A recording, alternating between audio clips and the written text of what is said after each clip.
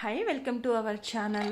ఈరోజు ఇంట్లో నెయ్యి చాలా స్వచ్ఛంగా కమ్మనైన వాసనతో ఎలా తయారు చేసుకోవాలో చూద్దాం. ఏముందిలే, నెయ్యే కదా, మీగడ తీస్తాము, మిక్సీ పట్టేసి కరిగిచ్చేస్తాము అంతే కదా అని అనుకోవద్దు. ఇందులో కూడా చాలా టిప్స్ ఉంటాయి. ఆ టిప్స్ అన్నీ ఫాలో అయ్యామంటే మనం బడ్జెట్ కూడా తగ్గించిన వాళ్ళం అవుతాము.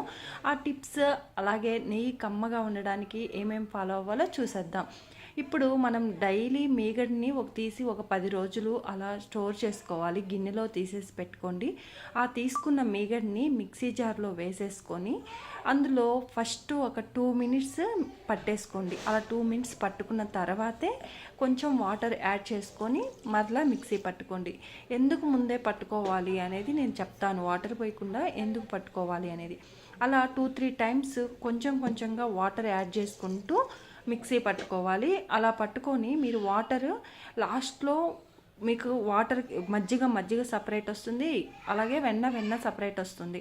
అలా వచ్చిన తర్వాత వెన్నని ఈ వీడియో క్లిప్లో చూపిస్తున్న విధంగా చిన్న బాల్స్ లాగా చేసేసుకొని వత్తేసుకోవాలి. అందులో మజ్జిగ ఉంటుంది, మొత్తం కూడా గట్టిగా ఆనేసుకోవాలి. అలా మిగతా అంతా వెన్న కూడా ఇదే ప్రాసెస్లో తీసేసుకోండి. ఇక్కడ మనం ఎందుకు ముందుగానే మిక్సీ పట్టుకోవాలి అంటే, నెయ్యి కాచేటప్పుడు మీకు మజ్జిగ తొలకల్లా వస్తాయి, అది సరిగ్గా మెదగకపోతే. సో ఫస్ట్ పట్టుకున్నామంటే వెన్న కూడా సపరేట్గా వస్తుంది. లేదంటే మనం తిప్పాల్సి ఉంటుంది, గట్టి పట్టడానికి వెన్న దగ్గరికి చేర్చుకోవడానికి తిప్పాల్సి ఉంటుంది. అదే ముందే పట్టేసుకున్నామంటే వెన్న ముద్దలాగా వచ్చేస్తుంది అనమాట.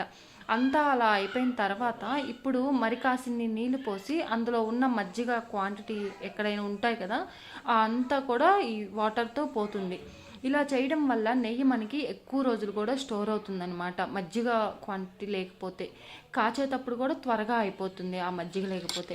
ఇలా స్టెప్ బై స్టెప్ మీరు కలుపుకుంటూ ఉండేసి నెయ్యి ఈ కలర్ వచ్చింది అంటే ఇంక మనకు ఒక 5 మినిట్స్లో అయిపోతుంది అన్నట్టు.